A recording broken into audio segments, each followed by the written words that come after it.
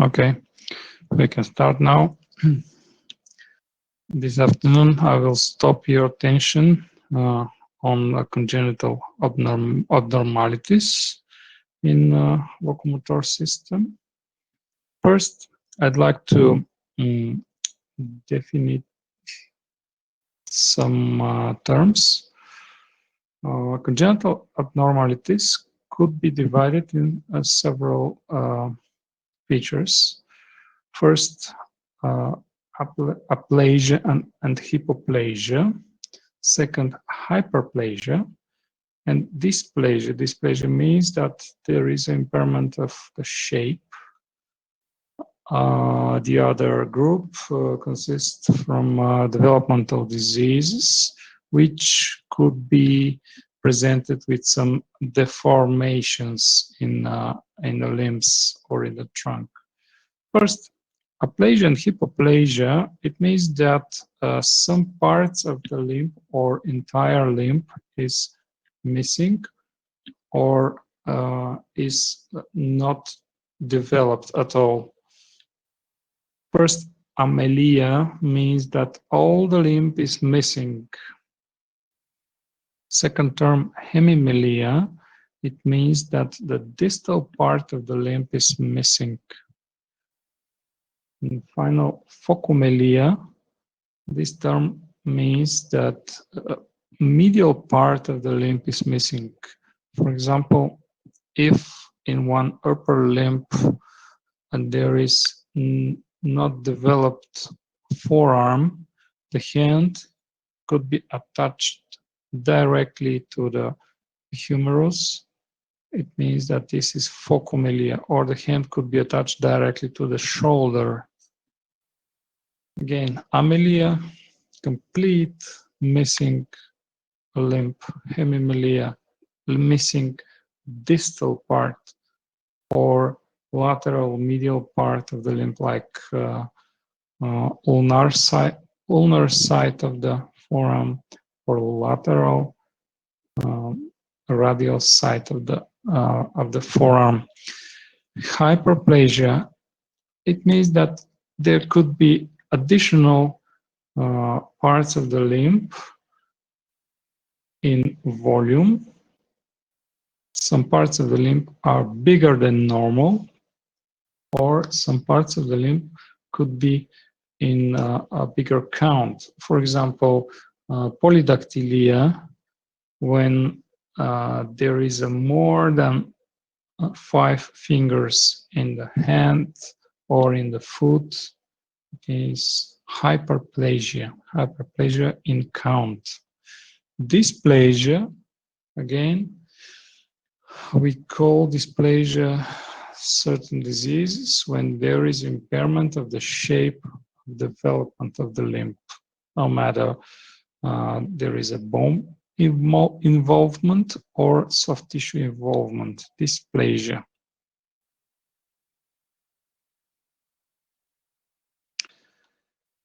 I show you one example of dysplasia.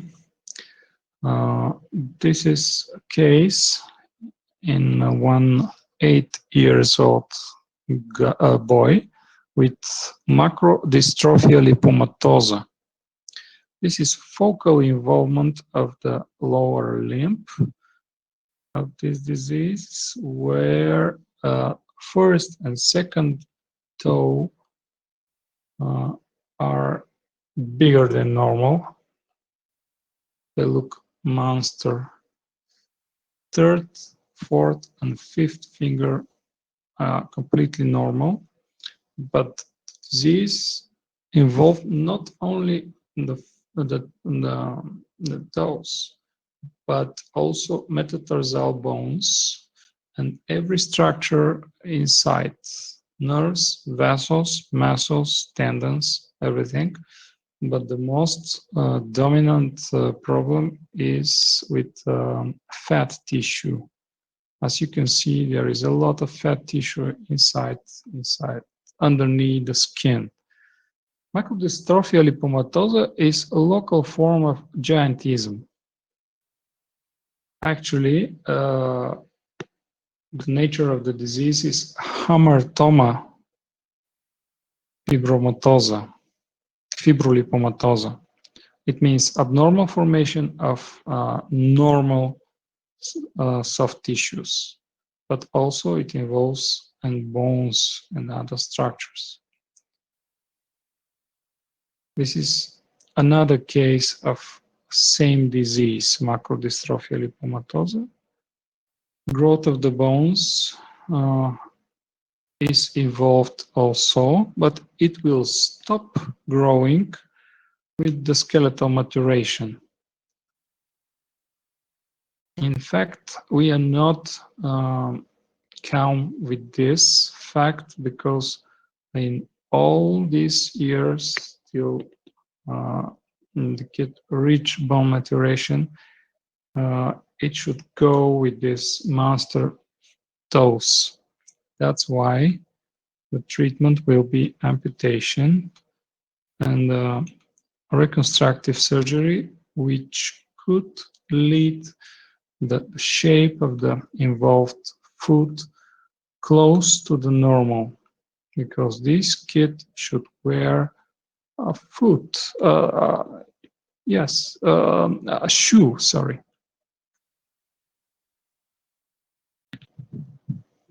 Another disease, which is more frequent than previous one, this is osteogenesis imperfecta, or brittle bones.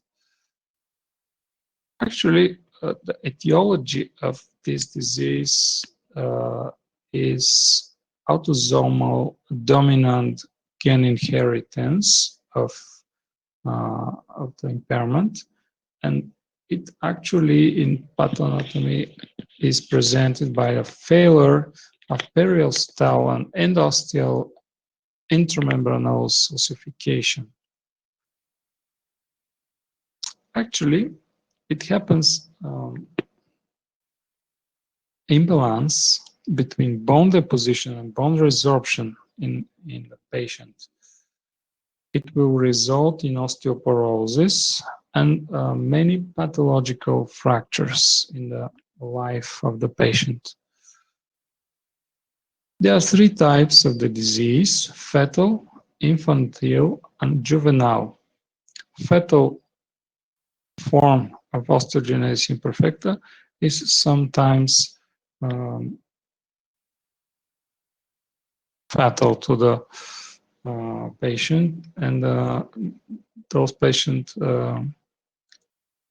could be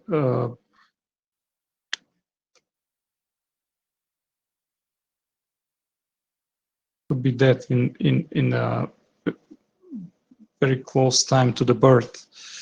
The other forms are more not so severe, but the most frequent is juvenile type of osteogenesis imperfecta. The clinical characteristic of this disease is a combination between multiple fractures, which are typical to those kids, very thin skin they have. They also have marked joint laxity. Their scleras are looking blue. This is because of a thin layer of sclera and the vessels in the deep of the ocular bulbs are visible, and they make the sclera looking blue.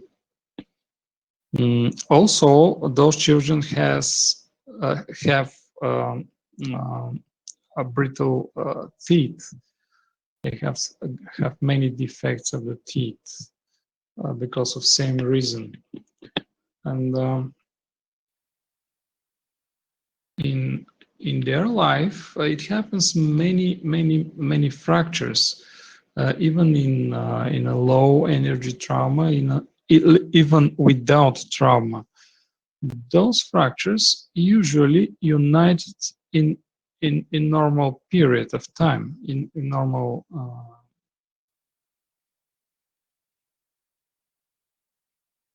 time, but when they happen so frequently, it will lead to bony deformation even after a proper treatment. Proper treatment is reduction and immobilization, like every regular fracture in those bones. But patients with osteogenesis imperfecta has some typical deformation. For example, in the lower limb, this is a deformation of the tibia, typical because of many fractures and change of distribution of the axial load, and also because of muscle action in the back side of the lower limb.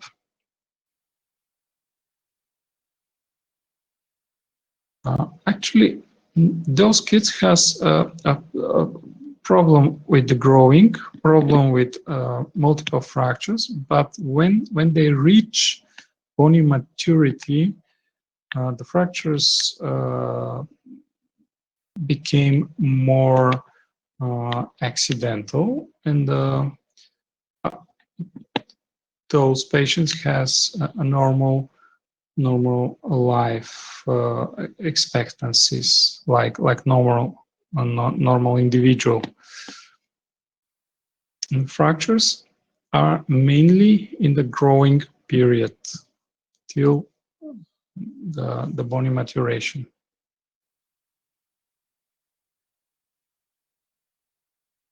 The blue-looking sclera is a feature that lasts for entire life. But the fractures became more rare. Next disease is achondroplasia. Achondroplasia is actually a dwarfism with short limbs. This disease is autosomal dominant gain inheritance, and it's typical for some families. If one of the family is dwarf, the kids from this family is mainly with the same disease, but not all of the kids could be affected. Actually, pathoanatomical feature of this disease is failure of longitudinal growth of long bones. Just long bones are affected. The short bones and membranous bones grow normally. It means that those patients has short limbs, short fingers, but almost normal trunk, almost normal ribs, almost normal pelvis, but they also have some abnormalities, typical abnormalities of the head. Brain part of the head is not normal, but they have some limitation in growth of the facial bones of the head. Actually, those patients has a normal psychomotor development, and they could be count as a normal because only the high is abnormal, but they could do many things. They could study, they could work, and they could live independently. They just need a proper environment to have a normal life. As you can emphasize that they could not use a normal chair, normal table.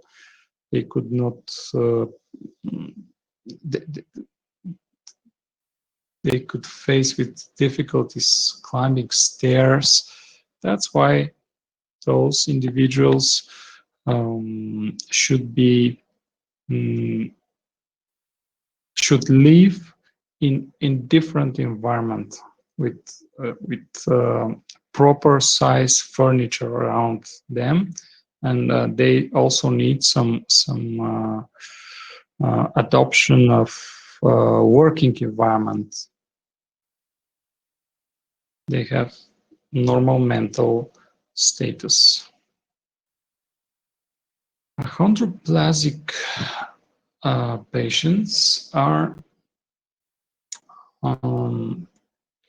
compared with this example. This patient is achondroplasic. There is an opposite developmental disease. This is arachnodactylia or Marfan syndrome. Achondroplasic patients has short limbs again, small face, but the normal brain part of the head.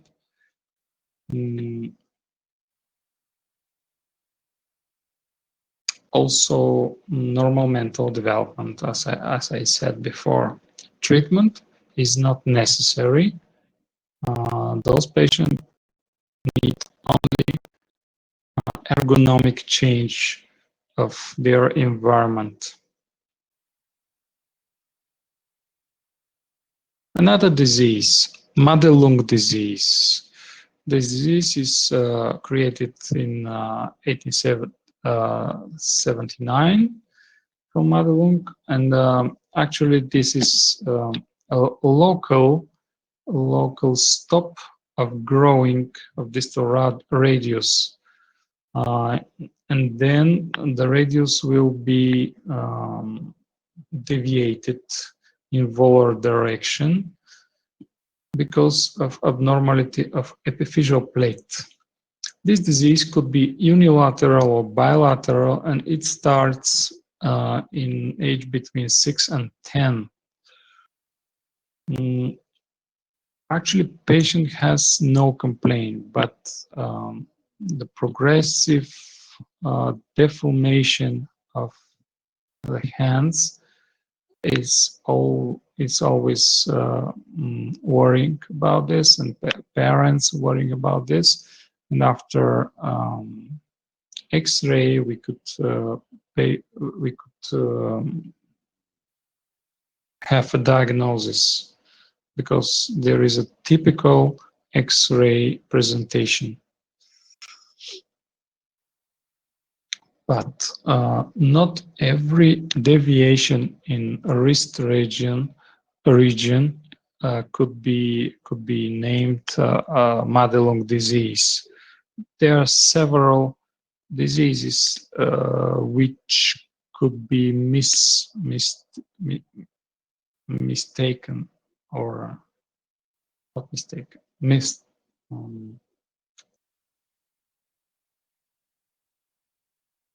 For example, if there is a defect of formation of radius or missing radius, there will be almost the same deformation. But on X-ray, we see that this is not the Madelung disease. If, again, this is one bone forearm, typical deformation, but this is not a Madelung disease. Okay, treatment of this disease is possible with first several months application of splints, volar splints, which could keep or slow down the development of disease. But finally, the patient will be treated by surgery, by osteotomy, corrective osteotomy, and sometimes there is necessary to perform osteotomy even on the ulna or shortening of the ulna, because there is a prominence of ulnar head at the wrist region. After this corrective osteotomy, the hand will be completely functional and the disease is cured. Another disease, arthrogryposis. Arthrogryposis is a terrible disease. It involves whole skeleton. This is congenital amnioplasia with impairment of the anterior corners of the spinal cord. This is neurological disease. This will reflect to the motor function in whole body, and clinically those patients are presented with a rigid deformation, rigid joints from the time of birth. This is not developmental disease, this is congenital disease. The mental function is completely spared, and those kids could be developed normal, but they are completely disabled. They cannot leave the bed, most of them. I saw one patient with arthrogryposis, and it was terrible because this patient needs 24 hours care just to believe, just to be alive. And this is hard to be seen. And treatment is not possible. Treatment is addressed only for the tenotomies and osteotomies or something like that, just to ensure the sitting position, or to ensure access to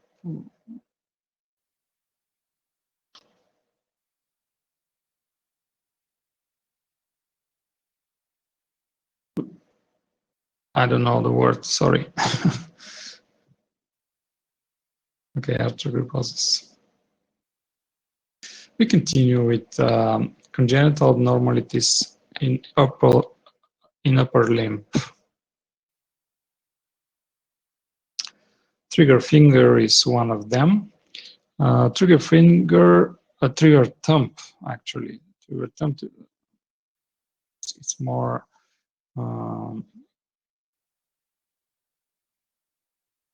more apparent in babies.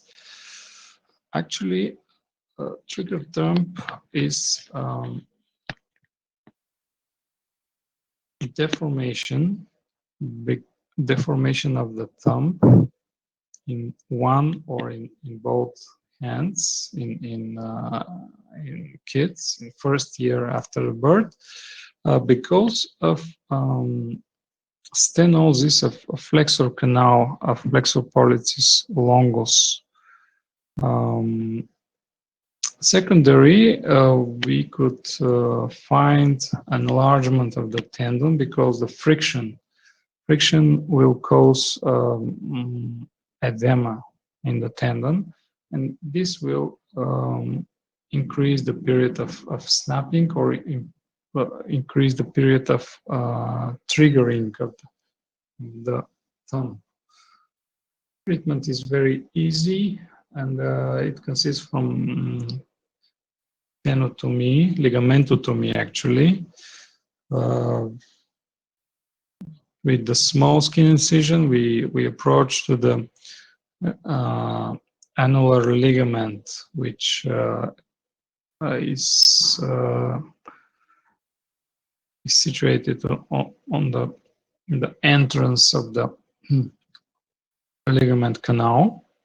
And after cutting this ligament, the tendon will move smoothly, and the finger could be corrected in normal position. This is fast operation. It should be done in the as soon as the disease is presented. We could see also the same clinical features in the growing person, but this is not a congenital disease.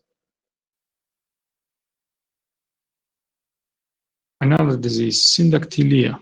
Syndactylia involves the segmentation between fingers and toes. Means the segmentation is disrupted in some stage at the embryonic life. Sometimes we could see same deformation or same disease in mother and children, or in father and children, sometimes in many generations, which is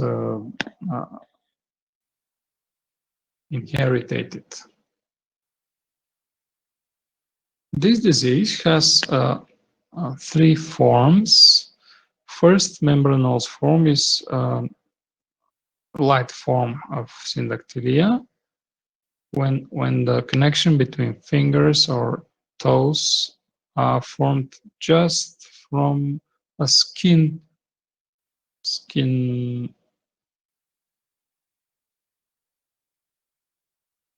bridge between fingers. Second form is fibrous form. Fibrous form is more firm connection between fingers or toes. And final, and the most severe form is osseous form, when there is a connection between phalanx of two fingers, or there is a common phalanx in two fingers. It means proximal phalanx is common to the two fingers, and then it comes two different phalanx. Medial phalanx and distal phalanx are separated. This is osseo form of the disease. Treatment of syndactylia is mandatory only when the syndactylia involves fingers. Those we do not treat the patient just for cosmetic reason. It could be treated, but in fingers, syndactylia case should be treated operatively because of social inappropriate view, and sometimes because of impairment of development of affected fingers. When the fingers are connected with some kinds of tissue, their growth could be impaired, and it should be treated in low age. I will give an example of this disease. This kid is, I think, 4 years or 3 years of age, and it had fibrous form of syndactylia, which involves whole 4 fingers of left hand. When both sides of certain finger is involved, we have to perform a stage operative treatment. In the first stage, we divided third from fourth finger, and after several months, we approach to divide fifth from fourth and second from third. This is because of dangerous circulation. When we operate one finger, this finger should be operated only in one side, not in both sides. If we operate in both sides, the circulation will be dangerously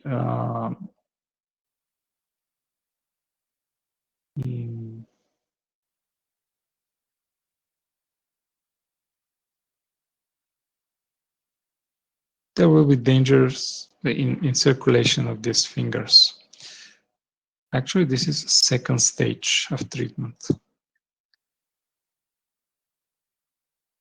At the time of treatment, we draw triangular flaps in the skin bridge between fingers. It looks like a zigzag shape. And after cutting those zigzag, in the opposite, on dorsal side, we draw the opposite zigzag line. But we emphasize that this zigzag line should form a triangular flaps. Those triangular flaps from volar side and dorsal side should be how to say, symmetrical. And if a dorsal flap is here, the volar flap should be here to cover all on the interphalangeal interval space. And after the section of the vessels, we make some liberation of those flaps to reach the cutting site, and then it comes suturing just the tip of those flaps in appropriate site. This is first post-operative change of dressing, and here you can see clearly those triangular volar flaps are opposite to dorsal flaps. And after skin healing, we succeed to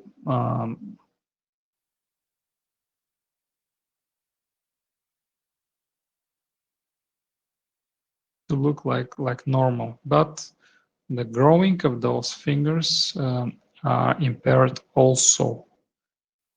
As you can see, they are a little bit shorter than normal, but in the first look, they look almost normal. Much better than before treatment. At different age, for example, at 7, 8 years of age, sometimes it is necessary to perform additional correction of the web space, because the growing of the finger will be a little bit less normal because of scars, and this crease here should be corrected at different age. For example, 8, 9, 10 years old. But this operation is less severe. It's very easy to be done. Again, with prefabrication of triangular flaps. We could deepen the web space if it is necessary because of the growth. Additional disease, different disease, is Manus lobster. Manus lobster is actually congenital malformation of the hand when there is a medial defect, medial missing of metacarpals and the whole fingers, but the most lateral fingers and rays are spared.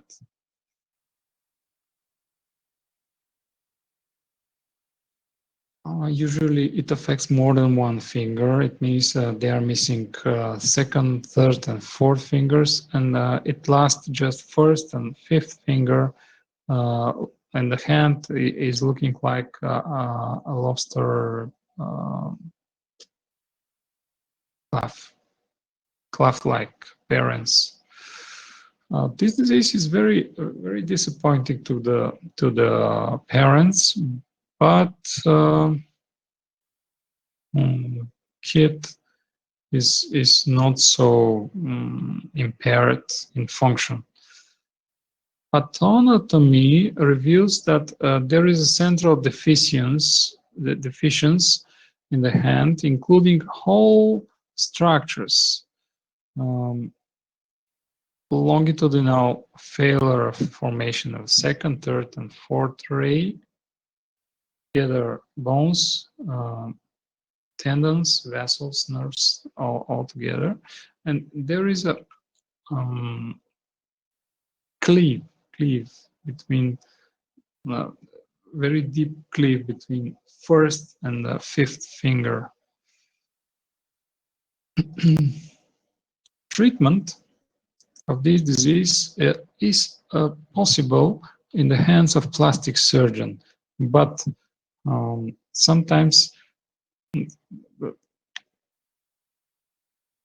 it is not reasonable to be done just for aesthetic reason, because when we reach some aesthetic improvement, we will lose a functional result. That's why this should be discussed very carefully with the parents. And in my opinion, most of cases should not be treated at all, because even a very little function which is presented in those kids should be spared and should be trained to gain more function and not to gain well-looking or close to the normal-looking hand. I had one case of this, and we did a bony transport from the iliac crest to replace the defect, but the function was minor, and we were not satisfied of the result. And finally, I'd like to show some examples from our delivery birth department. Those examples are actually polydactylia. Polydactylia affects ulnar side or radial side of the hand, and it could be a membranous polydactylia like this. This is completely unfunctional sixth finger, which duplicates a little finger. There is a appearance of trigger thumb, I think, but this baby should be observed several weeks after that to decide if it has trigger thumb or not. But it looks like, again, duplication of fifth finger polydactylia, but in this case there is a sixth metacarpal bone, and when it comes time for decision which finger should be amputated, we have to perform angiography and to be clear with this, if there is a function, if there is vessels, if there is nerves and tendons, and if it has no structures inside the fifth finger, additional finger, it should be amputated. But if there is a complete function, it depends on the decision of the parents. Anyway, I had one patient. He was a grow person, I think military, and he has 6 fingers in both hands, and it looks very strange. And in the first time, it's not clear what is strange in his hands, but he has 6 completely functional fingers, which could not be treated, which are normal, almost normal.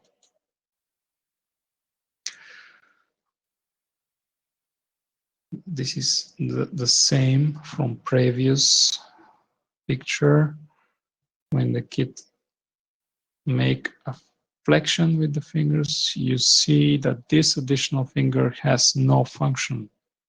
It should be amputated. The time for this operation is when the kid reach 2 years of age. After that will be amputated. But the first I show you, this should be amputated immediately, and we did it by application of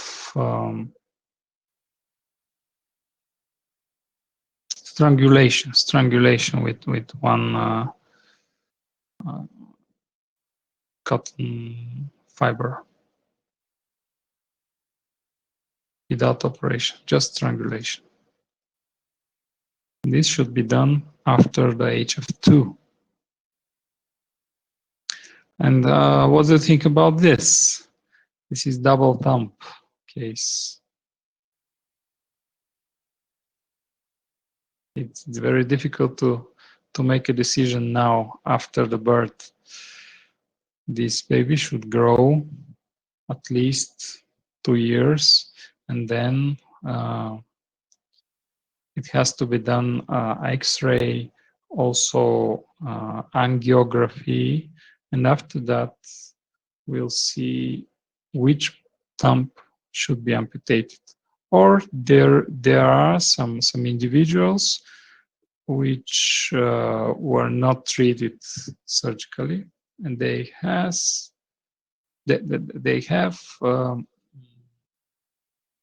the same double thumb for whole life.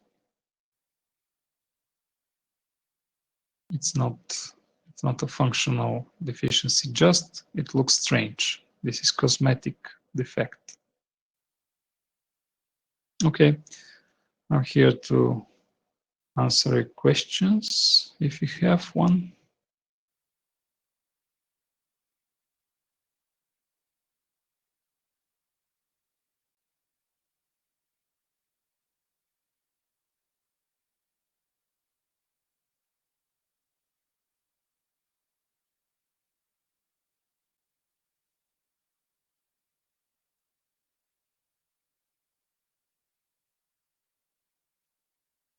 Fortunately, those diseases which I introduced to you are very uncommon, and in our practice we faced in very rare cases.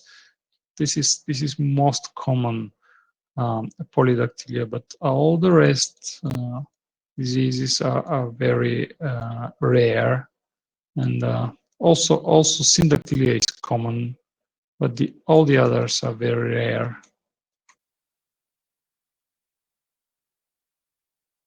Arthrogryposis, Madelung, chondroplasia, and osteogenesis imperfecta. Okay, questions?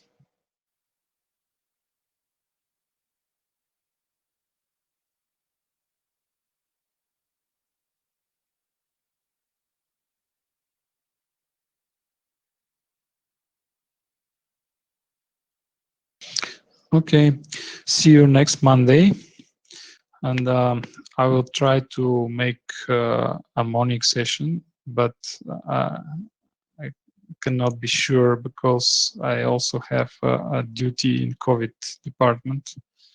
It depends on the work. Anyway, I will inform you about the next morning, next Monday. Okay, have a nice evening. Bye.